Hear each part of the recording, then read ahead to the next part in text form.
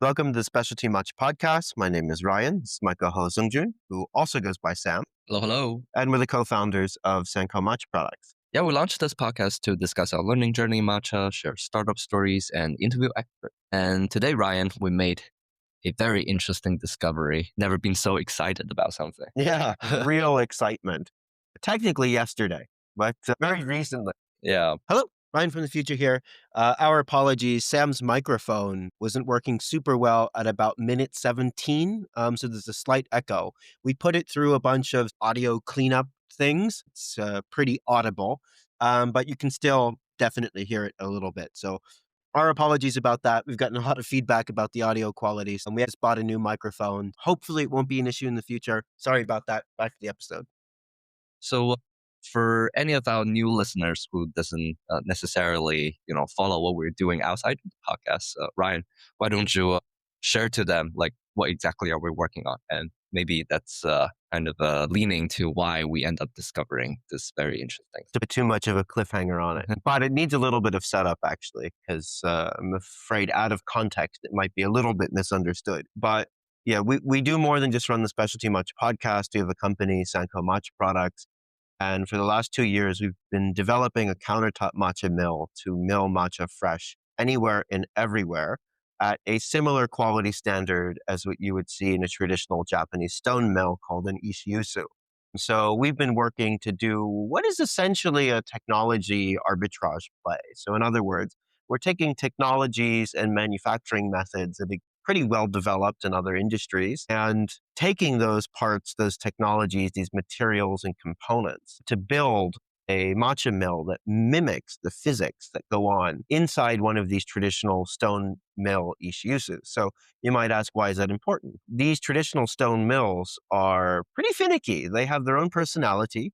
It's much more of an art than a science. And approximately 10%, this number might be slightly outdated, but it's around 10% of the Japanese matcha industry relies on these ishiusus to grind matcha fresh. So if it says stone milled, represents about 10% of the matcha output, supposedly. And the rest comes from more industrial forms of milling in machinery such as a ball mill. But in all of Japan, there's just a few dozen stone masons that are able to produce matcha mills, to produce ishiusus, and they also have to be maintained. So along with this very famous matcha shortage, which has been very well documented, there's a really large yuzu shortage. Of course, we didn't know this 2 years ago when we set out to do this. And the original problem space was really coming to the discovery that matcha should be ground super fresh. So matcha has such a ridiculously high surface area to volume ratio and it's a relatively delicate flavors to begin with,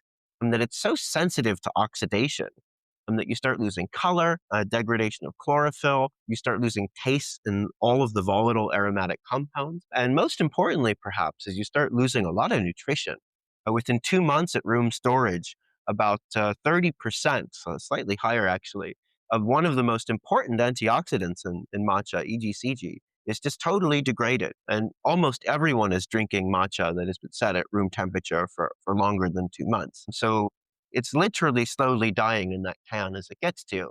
So across all axes, it's a better experience to drink matcha fresh. So we set out to build the infrastructure in place because, as I mentioned, these traditional stone mills are also super heavy. The granite itself weighs a total of 50 kilograms, which is 100 pounds, slightly more than 100 pounds. And then the entire motor and box that it comes in, you're looking at well over probably between 120 to 150 kilogram shipment. And that's not to mention that every year or a few years, or maybe even more frequently if you're an inexperienced matcha miller, you have to send back the granite to Japan to get resharpened by a stonemason. And these days, that wait list can be months or sometimes even years. So that's the context that we're building this machine in. And we set out to look at other industries that use millstones and discovered that the pharmaceutical industry, cosmetic industry, the mining industry have pretty advanced milling technology. And we're able to borrow a lot of manufacturing methods from that industry and materials to create a very durable type of ceramic millstone. And then we looked to the computer cooling industry actually for heat management, because in traditional stone mill, you have 25 kilograms of granite that acts as a natural heat sink to pull heat out of the milling system so that it doesn't destroy the matcha. So we're able to do that with computer cooling technology, basically, and a bunch of other features. So we've been working on this the last 2 years. We just launched our beta program, and they're going to be starting to be shipped out in early 2026. So we were at our lab doing a bunch of experimentation on a bunch of different tencha samples and a bunch of different mill settings. And we came across a pretty interesting discovery. Sam, you want to kind of walk through what that was like yesterday? Yeah, so it's a very interesting business because when we are set out to develop this machine, tencha was not, or the predecessor of matcha, which is this little green leaf chips, was not necessarily in such a shortage. Yeah. It was not like almost impossible to find nowadays. So it's for a 2 year development, a lot of things has changed in the market. And right now we are basically, trying to sell a printer, but the ink is in great shortage. Yeah. I remember early on our first sourcing trip, our primary problem that we perceived was, oh my word, how are we going to come up with the cash to place a 100-kilogram order or a 200-kilogram order? Now you're thankful if you have that problem, You're thankful you can even get access to buy tencha from people. let alone good tencha. Yeah. Frequently you run into a situation where the tea farmers or the tea factories are only willing to sell you tencha because they have a milling bottleneck. And they have some of the tencha from the warehouse that they're willing to kind of get some cash flow back to their system. Because it literally cannot be milled fast enough. By the way, for anyone who doesn't know, these ishiusus are incredibly slow. You get anywhere between 20 to 40 grams of tea an hour, which is like insane. They're like a not efficient manufacturing method. They're set up in a way that the motor of the Ishiyusu is just powerful enough to turn the millstone. So it saves a lot of energy, but at the same time, if you're feeding anything that's in a lesser quality or less refined product with some stamps or chips, sometimes the whole millstone can just get clogged, which is kind of like counterintuitive to think about because it's one heavy piece of equipment and you can just be clogged by Totally jammed. a little piece of wood that got stuck in the groove. So that was all very interesting, and the sourcing has been honestly quite painful for us for the past a year or two, and we have came into some pretty interesting thoughts along the way because people frequently only the highest quality tencha are getting feed into all these ishiyusus because they're scarce to begin with, and you only want to mill the highest quality stuff. And if you have lower quality, you might as well use a ball mill or use a ball mill or jet mill, right? And people are experimenting with all these kind of teas, but never have anyone probably crossed their mind. Probably they have done it before, but it just didn't end well with the issues of technology. We having this milling, the new milling mechanism in our hand, kind of unleash the capacity or capability of doing all sorts of different experiments other than tencha. So yesterday, after sampling a bunch of bottom in the warehouse tencha, we were like, okay, might as well we start to throwing some other stuff just to spice the whole vibe up. Honestly, it was kind of for us personally, just to set the stage. We just came back from about a 10-day sourcing trip in Japan, and we finally found one contact that really can get us very high quality tencha. And we found a bunch of other tencha from other farmers, and we got a bunch of samples, and we were milling those samples all day. The good stuff hasn't arrived yet. And it was depressing. We kept asking ourselves, it's something wrong with this mill? Cooling system working? Is the pressure system working okay? Are we milling it too fast? And we were just going through all of these samples. And the best one that we tasted all day up until that point was not even one that we have commercial access to. It was a gift from a friend. And it tasted really good. But like everything else that it was on our candidate list for sourcing. And this stuff is pretty expensive. Like wholesale, it was ranging between, I'd say, $150 to $250 a kilo tencha, which, these days it's pretty cheap, but also it's like not that cheap either.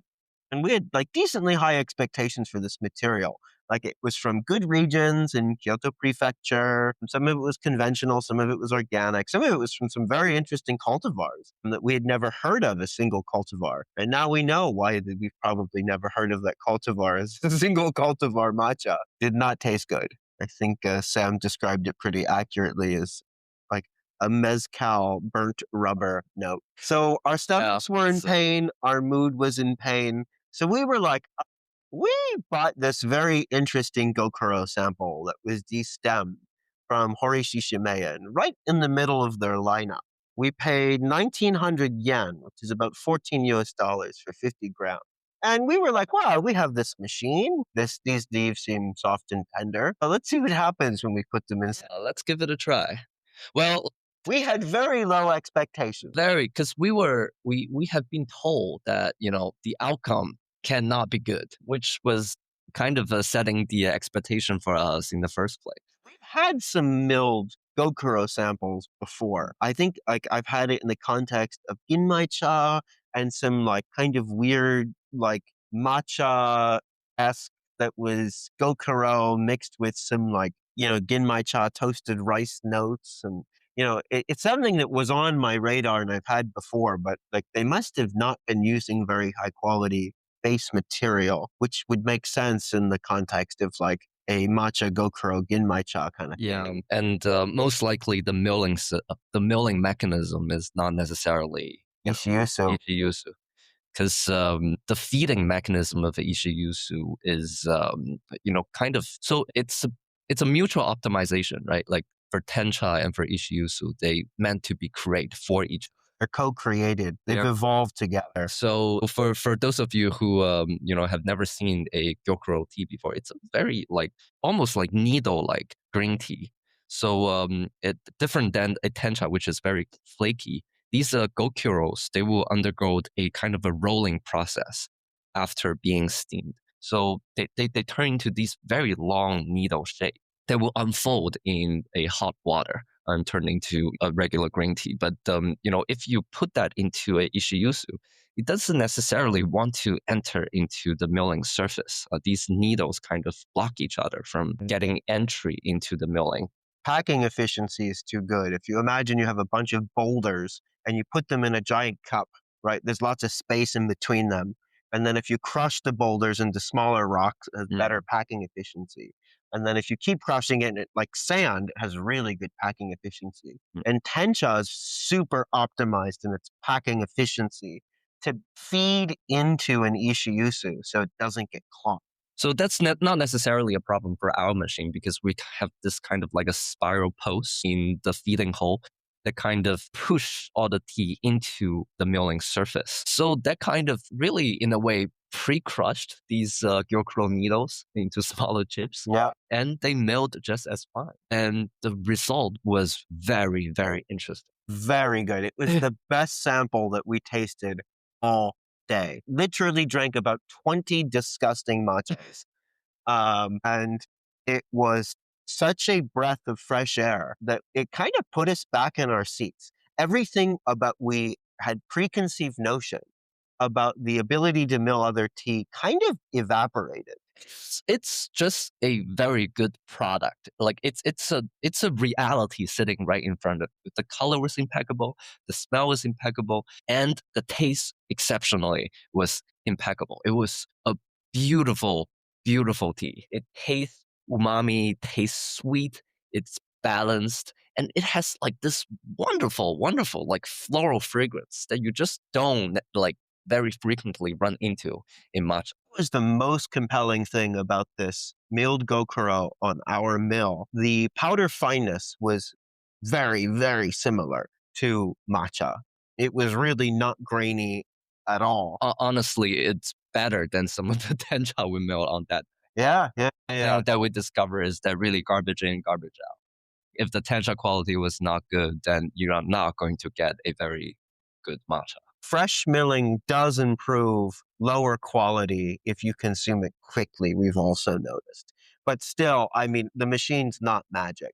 I mean, imagine exploding the surface area on low quality green tea. You can imagine what flavors get extracted much easier. But then imagine what those flavors taste like after they set around oxidizing in a tin can for half a year. Definitely still, maintains the product integrity on day one of shelf life, I would say. Not even maintain it. It is. It's day one quality shelf life and generally goes down from there. But it tasted umami. It tasted extremely creamy. And what was very weird is that we brewed it as gyokuro separately. And it was not that umami and it was not that creamy. There's some transformation that is happening while milling. And it's unclear if these small particles are playing a part, if we're extracting something that is just kind of locked in those leaves when you make it as brewed. Or if some of the volatile compounds are just not linear in terms of their flavor expression. Yeah, when you can extract everything all at once. It's like the difference between a pour over and something like an espresso, where you're having really high pressure extraction. You can get access to a lot more of these flavors. When you explode the surface area on something like gyokuro, yeah, maybe exactly as you said, Sam, you extract different proportions of things, which lead to a non-linear perception. New flavors just come out. And this is really well documented in sensory science. There's some flavors that at low concentration smell like roses, and at high concentrations, they smell like human feces. But there's a lot of these very non-linear effects within sensory science. So that was super, super interesting and really put us back to, kind of almost deconstructive framework into thinking about like what matcha is, or what matcha really should be. Yeah. So how is this different? How would we describe this? How is this different than, like, let's say, an average high quality matcha? To me, it was much more fragrant. And I found like much more fragrant, like up front on the nose, it was much more aromatically expressive than all of the like really good matchas I've had recently. And it's just so much more complex, the flavor profile. Like this rolling mechanism, like breaking the cell wall, I think really unleashed something from the tea leaf. It really adds a dimension, a new dimension into this tea that you just don't necessarily like experience. It's like you're viewing it in a different way. Yeah. It's really unlocking some like very interesting flavor profiles that probably like are just not achievable. Yeah, by brewing it as brewed tea. So my notes here on what it tasted like are avocado. It was a really distinctive richness and creaminess that was the most clear, delicious expression of avocado that I've ever had in tea. It was really compelling. Yeah, like with the thickness of the soup, has a very thick, juicy body. I got sweet cream, umami, some bitterness and astringency that definitely wasn't absent, but I actually really enjoyed it. It structured everything and balanced the flavor profile. There's still a little bit of green grassiness. I mean, this is fresh gyokuro that was, I guess, has been resting for 6 months. So it's still like fresh green tea from Japanese cultivar. So, it has a lot of this characteristic taste still. I got a sweetness that you get from unsalted butter. I got a really interesting sweet pea and kind of a sweet corn note. Imagine you take like some fresh corn straight off the cob, raw, put it into a blender. And when it like hits your tongue, it's like both like starchy and you get that starchy sweetness and like that like sweet corn sweetness. Yeah. Like not canned corn, but like fresh corn. Yeah. Fresh sweet corn. And on top of that, a little bit of like green lime zest, like a lime skin, kind of dried lime skin. It's like very interesting fruity notes that you just don't necessarily taste from other matcha. Very infrequently, I run into such a taste profile. And probably my suspicions is that with all those like likely kind of oxidative or, enzymatic flavor profile. This is something that David from Tizumi and Paul were talking about. Back in the days when you had to like literally like carry your tea basket really far. You had some natural withering going on. Yeah, the tea leaves will sometimes just slide with each other. And they oxidize slightly. Yeah. And it becomes very fragrant. See this kind of like yellowish reddening on the edge of the tea leaves. In Chinese tea or Korean tea, this is like something that people look for. And it's actually interesting. We saw this trend and counter trend in Taiwan. What Taiwanese oolong is very famous for high mountain oolong, Gaoshan in Chinese. And in the 1990s, there was a huge explosion both in Taiwan and in mainland China for demand of these Taiwanese teas. And they just kept pushing higher and higher and higher up the mountain. And it has a very, very, very distinct flavor profile. And they have a lot of green notes. They generally is a very green style of oolong. And it just kept being pushed by consumers and by connoisseurs into becoming greener and greener and greener and greener, like as low withering as possible. So much so that now, recently, they started to do refrigerated withering. Essentially, what is a gigantic refrigerator that they put the tea in to do withering at such low temperatures that the enzyme that oxidizes tea, called polyphenol oxidase, just doesn't have as much activity. And you end up with what's called amongst the Chinese Gongfu Sha tea appreciation circles as nuclear green tea. And a lot of our tea friends and our own tea preferences for Chinese tea have pushed away from those profiles, actually. They tend to be really uninteresting. I think they're very impressive by people who don't have that much Taiwanese oolong. But the more you taste, it's kind of a homogenizer in a super boring way. And you lose some of this beautiful fragrance. So actually, a lot of our tea friends and my own Taiwanese tea sourcing, we like to see a little bit of reddening on those leaves. Oh, yeah. It's much more interesting tea. It's a little more bitter, but the fragrance is out of this world, which is really kind of interesting because within the context of tencha, these ideas around quality and what people think is high quality might not be what other people's preferences are.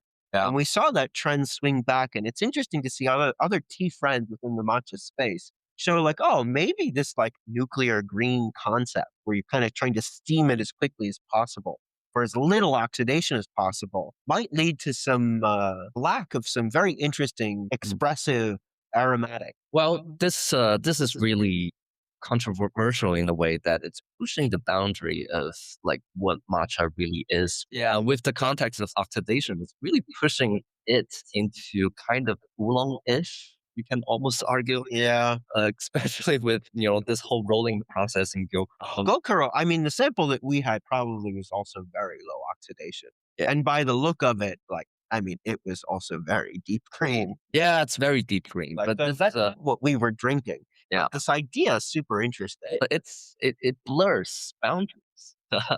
Very like I was describing it as deconstructive in a way that like how exactly do you define matcha, or how exactly do you define what good matcha should be made or consumed? Do we necessarily have to follow some rigid rules that someone created, which is kind of interesting because the rules was evolving too. Yeah, back when matcha first started in Japan, it wasn't shaded. It wasn't even shaded. The processing probably looked very different. Yeah. So and now we have a objectively very tasty product sitting right in front of us. Like this is like reality. So before we dive into this contradiction that we are sitting in front of and literally just tasting, what are the differences between tencha and gyokuro processing? Like what are the fundamental differences? Because they're both shaded cultivation. They're both shaded cultivation, both steamed. They both like have very, very, very low to none oxidation. So these are basically both green teas. Yeah.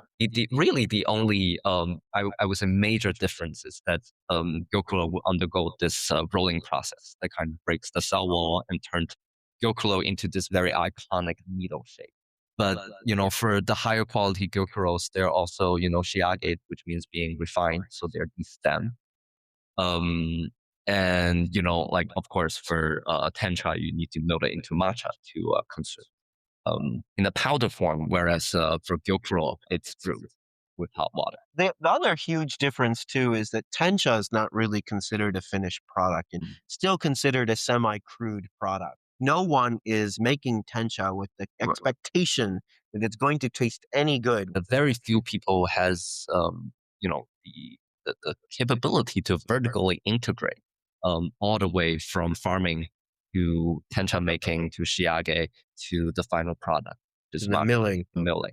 You frequently run into farmers who are reluctant to convert into tencha making because it's really like for a farmer, you're really making a component, a raw material for a very, very long processing chain. Yeah. Or actually, most farmers are just making leaves. They deliver them to the cooperative, and that's the end of their involvement. Yeah. And the cooperative sells them, and then they go to the auction system. And then that's the end of the cooperative aracha processing facility. And then it goes into the hands of probably a chashi, which then blends it, or maybe sells it on to a different tea company, which then outsources the shiage and the milling. And then someone has to sell the final can. Just really a very complicated supply chain for this stuff and the power is so aggregated. Who has access to these auctions? Who has access to tencha processing equipment? Who has priority in when the matcha gets milled on an ishiyusu? Who has priority in the shiage refinement facility to remove the stems and the veins to make the tencha suitable for milling? There's all of these bottlenecks and politics, and like you talk to like this industry and you go deeper and deeper and deeper and you hear about all of these economic, political, cultural relationships that are the undercurrents of the existing matcha industry in Japan. And you kind of become very discouraged the more that you learn about.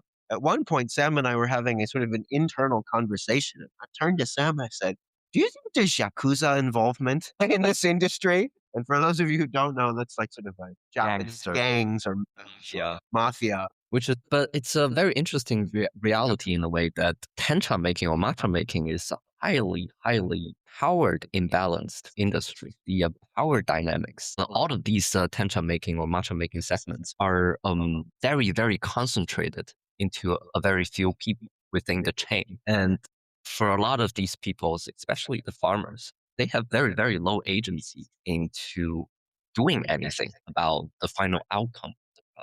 Has that been it's been that way historically? Yeah, it's really a historical legacy, to be honest. It's kind of an interesting reflection of the Japanese society. There's a very clear line between isolated Edo-era Japan with closed borders and feudalistic system. You can draw a straight line between that and I don't want to call it strangeness. I'll call it the uniqueness of what's going on underneath the matcha industry in Japan. Yeah. Well, but this will be a totally separate episode if we want to unfold that part. Or many episodes. But the power dynamic or the power disparity is very real. Anyone who thinks that matcha is a pure industry, it really is not. The reality is for most of the good product, it's all these weird power dynamics with tons of fertilizer pumped in the ground and tons of pesticides sprayed. And like the processing decisions are in the hands of very few people. And who's even allowed to buy that product is in the hands of very good people, few people. And just like everything up and down is almost a little discouraging, to be honest. It's very interesting. And like after talking to all these farmers, the reality right now is that matcha is almost like a green cocaine, right? Quoting from one of our good tea friends, Alex Squeeze, who recently used that metaphor in a very interesting article. Series of articles. But that was, I think it was a very, very accurate description of what's going on here in the matcha world. I really recommend this series. It's definitely PG-13, very long, but it's really some deep emotional resonance. Yeah, you talk to all these farmers and you ask them, like, why are they not just all convert into tencha making? Like, this is clearly a business that's much, much more lucrative than making, sencha or, gyokuro or any other tea makota. And for some of the farmers that are, kind of reluctant into doing these conversions, we learned that from their perspective, almost like I would say, rebellion against the system, is that they have much more agents in making sencha or gyokuro or makota. all these other, lead. Like it's a finished product, and they can dictate what exactly the outcome is for that tea. And that's their tea, like, essentially. So in a way, like that is really the foundation of a specialty movement, is that you can go all the way down to these like individual farmers, these individual tea farms, tea gardens, and you can taste the difference between, you can taste their understanding, their assessment, their creativity, their vision of what a tea can be. And that's also probably my greatest fear so far for the matcha industry, is that it's not really a system built for a specialty movement. It's a system that's being seized by the very few, and it's very difficult for individual farmers or tea gardens to gain agency or capacity into doing things that they want to be, like into kind of how do I frame this? The reality doesn't, the specialty reality doesn't. There's a disparity between how many farmers are there in Japan versus how many possibility can you achieve with the current matcha making system. Yeah, there's a really interesting concept, and I'm going to borrow this from MTCH, but they do a course that I am aware of. I haven't done it, but I'd really like to. And it's called Growers Matcha.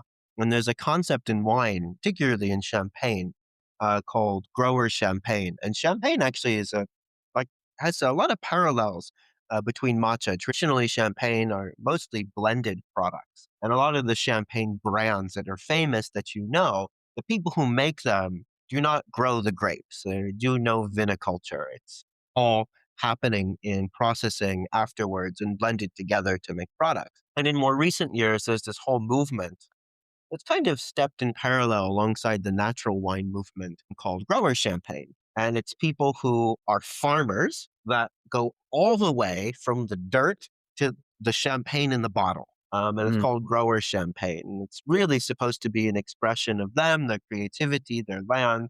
They have complete control and agency over the process. And it's not some random thing where there's a bunch of middlemen and they blend it to create products.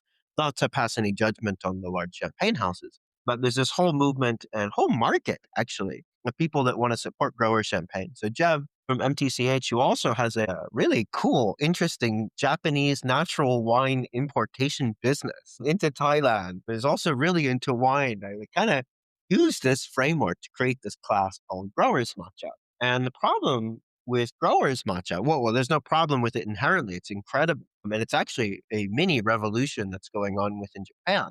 But there are very few people that have the ability to do growers matcha, where the farmer, the same person who touches the land and the dirt, manages what's in the cup.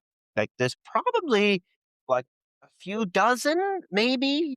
Well, There's Suji-san, there's Furukawa Seicha, there's Taishi-san and his family. There's just not very many people that are both farmers and producers. Furukawa-san or Taishi-san, they relied on, other people's facility to process their. And that's true. They don't even necessarily, they have these shared processing equipment. We recently learned from Chashi, for those chashis that has vertically integrated all the way from the farm to, processing, to tea blending, to the final outcome of the tea. He estimated to be about 5 of them in Japan. This is how little they are. And you look around the landscape of Japanese matcha, you see all these different kind of blends, different kind of names, different kind of types. It's almost a man-made diversity. It's not really a true diversity or specialty product landscape. So these poetic names are all blends being controlled by the very few, coming from largely commodity products. And it's interesting, early on in our journey, if you listen back to some of our earlier episodes that we recorded a year ago or even further ago, the way we define specialty product, it wasn't a commodity product in any way. So I would reference examples like single cultivar, single origin concept. And we invited Ian from You Know Me onto the podcast. He's one of our first guests. And I posed this concept of specialty matcha. And he said something that really took me back at the time. And he said, well, it's all commodity. Right? It's all commodity. People yeah, I mean, you can have, tons of okumodori that come out of a co-op facility. And people bid on it. And like everything about it is a commodity. And I'm like, in my mind, I was thinking very much of like Mark from Oika's marketing or Kettle's marketing and, these direct to farm relationships that people like MTCH have and this concept of growers matcha. And what I didn't realize at the time is just how rare and small that portion of the industry is from a volume perspective. And you can layer on specialty components to this more commodity stuff, right? You can still buy like 100 kilos of okumodori at auction that comes from a certain region of Kyoto, right? And technically you can call that single origin and it's single cultivar and you can go it on. And it is. I mean, you can taste what that cultivar tastes like when it's grown in that particular region and anything else about it. But from the human side, it's commodity. Like it does carry characteristics of its processing, but it's not someone's expression in the same way of an artist leaving their strokes on a painting. And that is really indeed very rare in this industry to have this concept of growers matcha. But it was unheard of, though, like 10, 20 years ago. So it is moving in the right direction. Yeah, that's true. One other thing that we learned along that way is that how impactful processing equipment and milling equipment are to the final outcome of the tea. These different shiages or different tencha processing facilities gathering across Japan, you can or you probably should view it as part of the local terroir. These machineries are designed, by different makers, and they have differences from, the red brick oven to the semi-kamari, semi-steaming Nagasaki tencha steamer that people are using. Like all of these, machines, they are not necessarily, universally available. It's part of the local flavor because everyone sends their tea only into the local processing. That's a very interesting reality, right? Like you can have different cultivars, you can have different farming techniques, but at the end, everyone in that region will go through this almost like a flavor homogenizer into creating some products that taste more or less probably similar to each other in a way. And all these farmers or even some of the chashis do not necessarily have the capability or agency to control or tweak these machines for their own profile. Everyone kind of gathered together during the tencha making seasons. They give each other some advice as to how to tweak the temperature or, do some adjustments on some small processes. But you cannot necessarily stop the machine and process your own batch according to your own criteria. Yeah, well, think about what a chashi's primarily job is nowadays. It's buying tencha and blending it. Their agency is in the blending and in the milling, right? So they work with components that they have, and that's what that entire profession is built around. The agency part that they can control. Maybe some of the powerful ones can give feedback, or maybe the really rare ones that have a lot of influence or own their own tencha processing facilities can like draw a direct line backwards. But really the entire chashi profession is to optimize what you've got in front of you, which is a really interesting dynamic too. But what's so powerful about this gyokuro discovery tasting good, at least to our knowledge, there's a lot more direct room for creative expression. And most importantly, you do not need a tencha factory to make it. You can do it on much more accessible equipment than a gigantic tencha factory. And then it's like stuck inside this matcha supply chain, tencha supply chain cycle and system and culture. And what's interesting about this milled gyokuro is it's a cup of contradiction. So how do we live with this contradiction, Sam?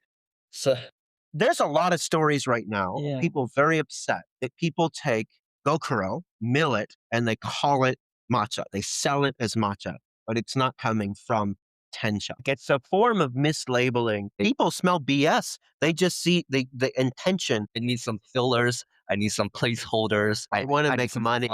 And my consumers are stupid and probably don't know better. And also, like, this is our suspicion. But all of these gyokuro being turned into powder tea, you can't necessarily run it through a ishiyuzu. So you have to use a largely inferior milling mechanism to turn gyokuro into powder. Actually, it's a bit of a mystery why more people don't run gyokuro through an ishiyuzu. So our theories right now is that it's probably a jamming problem. And maybe like no one ever considered to try. Or maybe they did and had a bad experience and it keeps jamming. It's possible. But the contradiction is the cup that's in front of us. It looks like matcha. It tastes like matcha. It smells like matcha. Better than a lot of matcha, honestly. It looks impeccable. It's green, it's foamy. Some, like we spend all these times arguing some reasoning behind all of these assessment by people. We had these conversations back and forth in the past day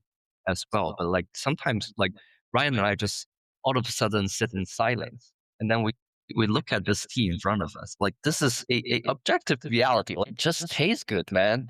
It's delicious. Really good. It's really like there are some minor distinctions that make it a little bit different from matcha, but they are so small. I am very confident that we blindly serve this to all of our industry friends. They'll be like, "Whoa, this is good. What is this?" Yeah. And I don't think anyone would even question that this is matcha. Yeah. Blindly.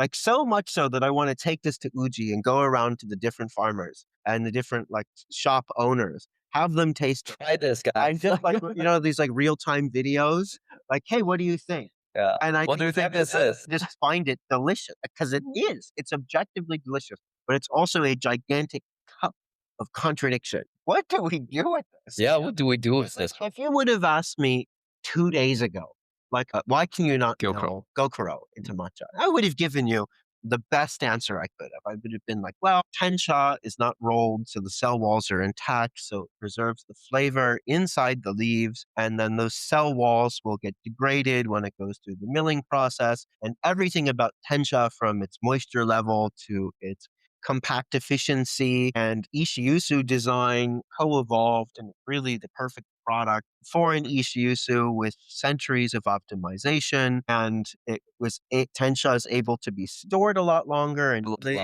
and because gyokuro is rolled, it's it's a lot more volatiles and flavors that are brought to the surface and will go bad faster, and it like probably can't mill very well. Maybe that's true on an ishiyuzu. I mean, we don't own one. We don't know. But within our mill that mimics the physics of an ishiyuzu, but also can apply a lot more pressure than an ishiyuzu, and we can control exactly how much pressure. We can control the cooling system, and we can control the way it gets fed into the mill. Whatever our combination of variables worked makes this look, feel, and taste just like matcha, and way better than the tencha samples that we were milling earlier that day. Like we spent the first half of the episode concentrated the powers are in tencha making or in matcha making. And this discovery really unlocks a interesting new scene of what a specialty movement or the tea landscape can be in Japan, or like in all the other tea growing regions in the world, really. This is like, I would say, probably a start of a true specialty reality. You are unlocking a lot more potentials and agencies from people in all corners of the world. It's certainly very deconstructive. You are almost breaking the definition of matcha. Even the legal definition of matcha. Yeah, in Japan has to come from tencha. It has come from tencha. It's like the only rule. But what do you call it then? Very confusing to most consumers, because like green tea powder or gyokuro is stigmatized.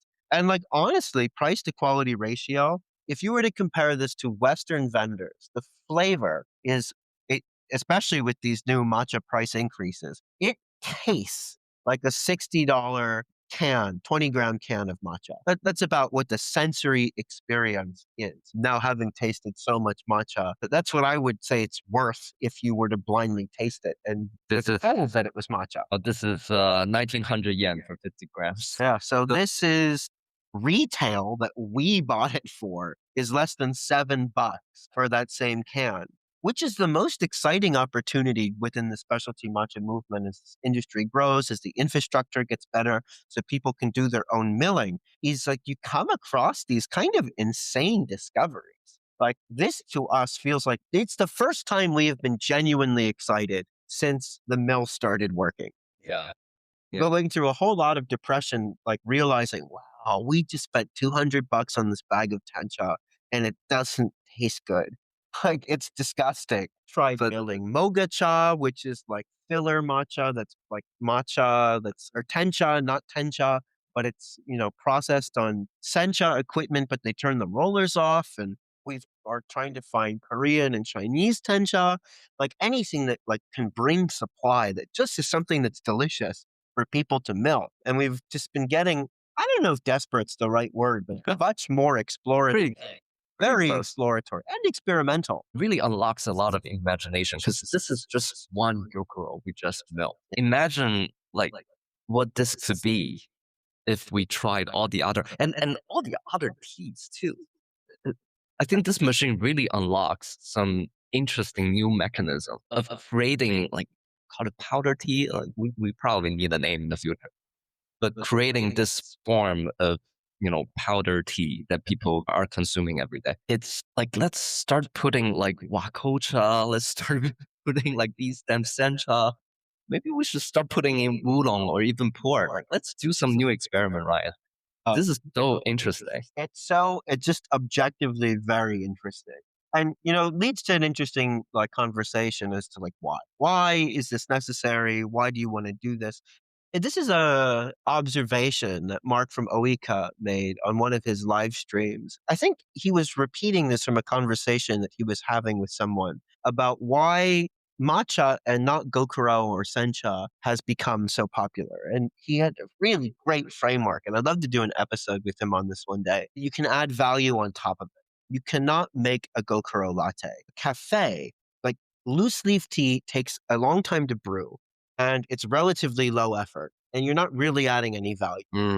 How many people enjoy spending $4 to $5 on a high-end sencha where a barista puts a tea bag in a paper cup and hands it to you?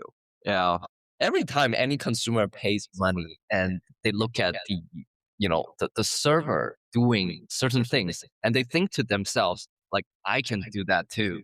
Like, that's probably not a good sign. And the other nice thing about matcha format in general is that it is almost perfectly substitutable with coffee in its intensity and its caffeine content and the fact that you're not diluting a drink down, which is why we see things like cappuccinos, Americanos, matcha latte, all of these fruit infusions, like all of this stuff. It's like anything that you could put espresso into, you could basically put matcha into, so long as that it tastes good. But tea in general could be really elevated. And Japanese tea, I mean, there's a real fear in Japan right now that gyokuro is losing its market. The Japanese tea consumption habits for loose leaf tea are in decline. People don't know how to use teapots and kyusus. Young people don't like green tea. They don't value green tea. They're not spending money on high-end gyokuro. And abroad, matcha is what's trending. And this matcha boom, matcha frenzy, whatever you want to call it, is causing a lot of the people who know how to do shaded cultivation, and gyokuro is a shaded tea as well, are switching over to tencha. There's actually a really famous good producer in Kagoshima and that's producing some fantastic gyokuro we've heard. I haven't had it yet, but I've heard about it from multiple people now. And they just announced that they're converting the majority of their garden from gyokuro to tencha. And so that gyokuro supply is vanishing. We're actually witnessing culture getting destroyed in real time because of this matcha boom. But if we can create a demand for gyokuro in this milled format, it really is interesting. Now, you could make the critique, well, Sam, you said that it's a direct expression of the artist, the artisan, the farmer who is making the gyokuro. Wow, if you mill it, we're doing a fundamental transformation, right? You're adding a last stroke onto their work and destroying their intentions. But I would disagree with this argument if that's what anyone is thinking who's listening. I think that brewing really is the final stroke. And having tasted this sample, it dimensionalized this tea in such a new and interesting and unique way. I would actually compare it more to pulling a shot of espresso to doing a pour over than I would of a much more fundamental transformation. Yeah. Just like re-roasting a tea or something like that. Very interesting argument. Teas are never really a truly finished product. Like brewing and tea making, that is the last stroke. That is, tea drinkers or tea makers are adding their value or their understanding into a tea. And I think with our machines, we are not necessarily being a other person adding a stroke into a piece of work. We are creating a new type of brush, a new type of tool that these people can use in the future. Like the farmers who are making gyokuro or sencha, they will be aware of this existence in the future, and they will have this in their mind in creating their work. This will be a way of consuming gyokuro, and this will be a way of consuming sencha or wakota. And having that reality, having that mindset in their head, I think it's not necessarily changing their creativity, it's helping or assisting or unlocking new creativity. Yeah. For people that have their own milling capacity, and we're not totally sure if this can be done on a niche yuzu, it can certainly be done on our machine, which is like, I would say like convenient economically for us. But also like might have accidentally created a piece of hardware, a piece of machine that can mill this very well. Maybe because of the feeding mechanism, maybe because of the pressure control. Like, to be honest, we are not totally sure. All that we know is that what is in front of us is incredibly delicious. But it's the opportunity to support gyokuro farmers and production and all the artisanal craft that goes into that in Japan. And it's a more robust supply for anyone who wants to mill tea themselves, mill matcha, or mill this, I don't know what to call it, gyokuro matcha. Like it needs a name. I don't think it should be sold as matcha because it doesn't come from tencha. But maybe matcha should still be in the name. Like, well, the kanji for matcha is really like powder or milk.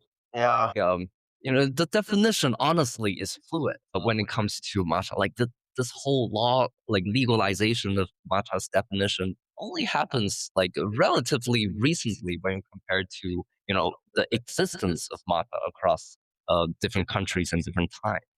this can be new cultural creation if people start to do this. And we really encourage everyone to try it, which it's going to be hard. Our mill's not out into the world yet. It's like a weird little secret of the universe. It feels like we've discovered.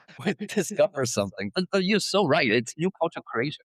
Its intention really matters here, right? Like people has been historically milling gyokuro not for the best intention in mind, but we are and we have created something very good. This deserves to be enjoyed by more people.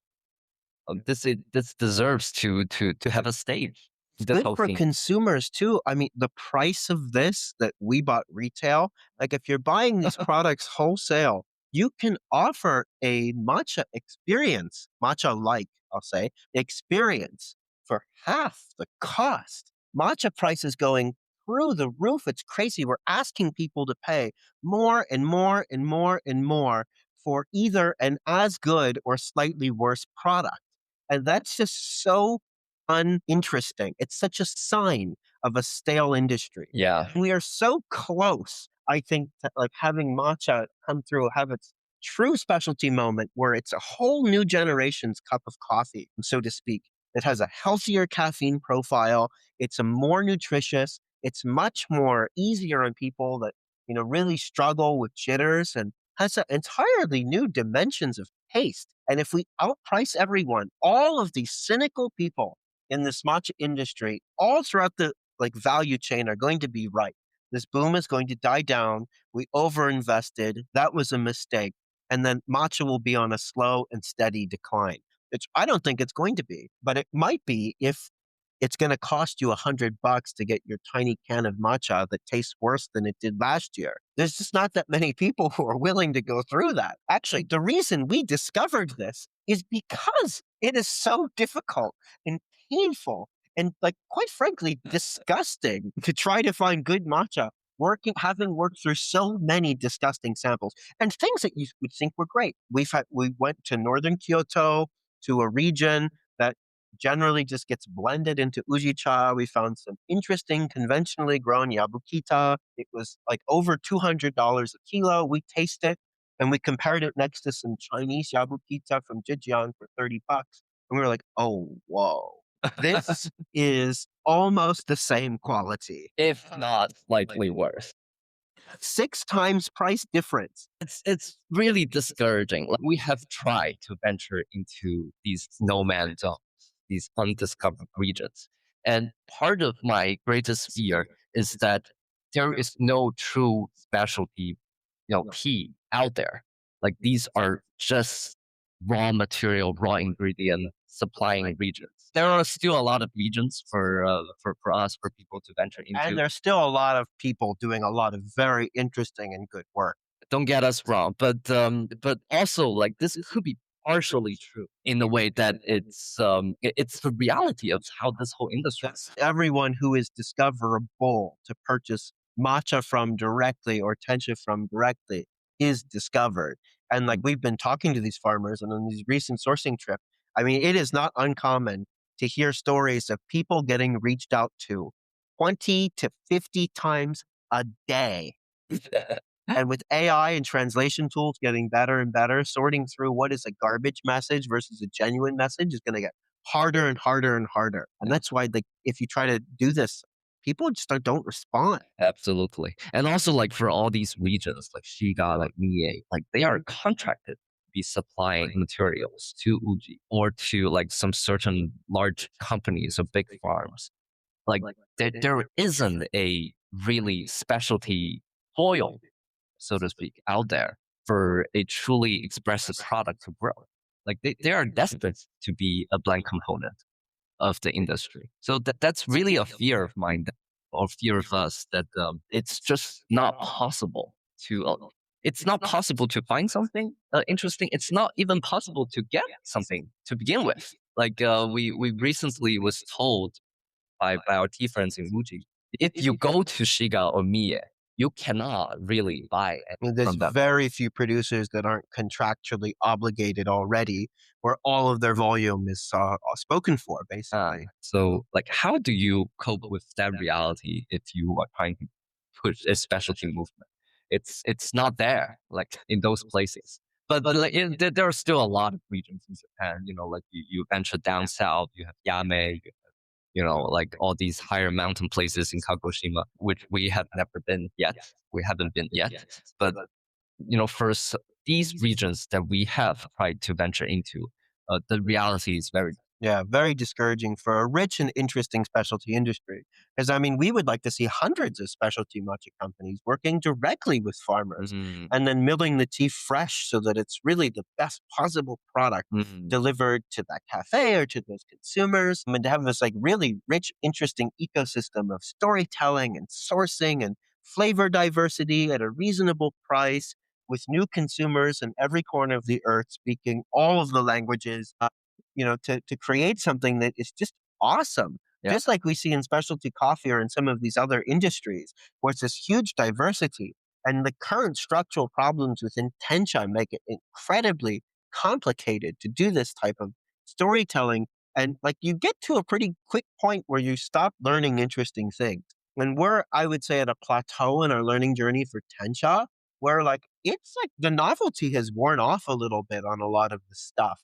Like, we've tried a lot of Hanzu shaded things. We've tried a lot of these cultivars. We've tried a lot of these different techniques. And the depth is there, but, like, also the innovation feels very slow. In tasting this sample after being what we'll call in sort of mental rut in our own learning journey, just was like explosion of inspiration of, my word, what is possible here? Yeah. And, like, digging deeper, like, what would this taste like with Yame Goku? Yeah. Oh, this would be like a little roasty toasty.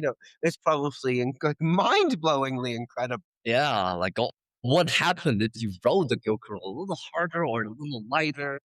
What happens if you start using these different cultivars? What does Kirari 31 Gokuro from Kagoshima taste like when it's put through this type of milling? Like all of these things are really inspiring. Now, will it work with Wakocha or, Japanese black tea? We don't know. Will it work for sencha? Who knows? Maybe it will just taste incredibly bitter when you explode the surface area. Or would it work for Baryocha from Korea, from China? We just don't know. And it's going to need a lot of experimentation. And, we don't want to be the narrative deciders. All that we know is that we tasted something incredible. We wanted to share it with the world. And we think it's a cup of contradiction. And we don't know where the future goes from here. But this is good, man. Like, this is freaking good. It's really delicious. And, we don't want to be the ones to define what matcha is or anything like that. But I think once our mills are out into the world, we really encourage people to try milling high-end gokuro and just taste for yourself. And then we would love, as a call to action to anyone who has access to any mill for that matter, not just ours, is to try this and to let people try it and taste it. We don't know if it would work super well on the Nishiyusu, but if it does, all the better. Yeah. We just need to get this into people's hands because from a price to quality ratio perspective, our minds are blown, like really blown. Cost to quality perspective, like the flavor is just insane. And we're being a little bit repetitive here, but this is like a shockingly complex topic. And the presentation really matters, especially because of the stigma that we have. And we are still kind of in the shock mode. Yeah, we've only done this with one gyokuro. So we're reporting this in real time. So this is very much a primary perception, primary perspective. Real-time react. Yeah, real-time reaction. And we tried to contextualize it with everything we've been learning recently. So who knows what the future is, but it's yet to be defined. Yet to be defined. And, our company name is called Sanko Matcha Products, and it's actually borrows from a Chinese phrase. So in Chinese tea, gongfu cha, which is sort of the appreciation of drinking tea, the skill of making tea, it's very flavor focused. And this is sort of the tea space that we grew up in. We were first Chinese tea practitioners, still are, and really deeply passionate about gongfu cha and Chinese, Taiwanese tea, etc., and all of that culture. And there's a phrase called ping cha. To ping cha, to appreciate. To appreciate tea. And it's three circles stacked like a triangle. And Chinese, if you were to give a descriptive name for my horrible Chinese speaking ability, I'm like, oh, you're getting better. There are three ko's. A ko is a square, and it means mouth or portal or door, approximately. 3 in Chinese is san, so it's like san ko. It's like it's a descriptive name for pin. And it also kind of sounds Japanese. And so it's like, oh, this is like perfect. We want to take a Chinese tea appreciation spirit and bring it to Japanese tea. And, we were both Japanese tea ceremony students in the Amoto Senke school. And that was my biggest critique when I was a student. I studied for about 3 years. I was like, wow, we never talk about the tea. I'm so interested in this matcha. Why does this matcha taste this way? Why does it taste differently than the last time you came and brought something else? What's driving quality here? And I got quite frustrated, kind of took myself off of that path. I think it's a beautiful path, not for me. I'm really interested in understanding the flavor of tea and appreciating the tea and the product for what it is. I thought, oh, this is the perfect mashup to take this Chinese tea appreciation spirit and bring it to matcha. So Sanko matcha. Very interestingly, Sanko also means to reference in Japanese. Like a reference tea. Yeah, reference tea. Reference matcha. Or you keep referencing. And learn things. So this is what Okumidori tastes like. Yeah. This is the reference for Hanzu shaded. Yeah. And then doubly or triply, I would say, in Japanese tea ceremony, when you have usacha, you're supposed to consume it in 3 sips. So also a Chinese language reference, if you were to say iko cha, iko means 1 sip, and cha is tea, so 1 sip of tea. So sanko cha would be 3 sips of tea, which is also in reference to Japanese tea ceremony, usacha consumption. So there's a lot of cross-cultural mixing, and this is coming from someone who's culturally American, but is also ethnically half Korean and a quarter Austrian, but very much grew up in Pennsylvania. Happens to have a Chinese friend. and Sam, who's ethnic Chinese, but spent a lot of his childhood in the States, who both Yeah, love Japanese tea and tea culture. So this is actually a lot very of much a reflection of us. yeah, a lot of cross pollination of cultural exposure from our personal experience, and I think it's beautiful. I think this is very much our kind of aggregation of our tea experience from the past decade or so, and I think all cultures, tea cultures in East Asia, Korean, Chinese, Japanese, in different levels, they all have something I think they should learn from.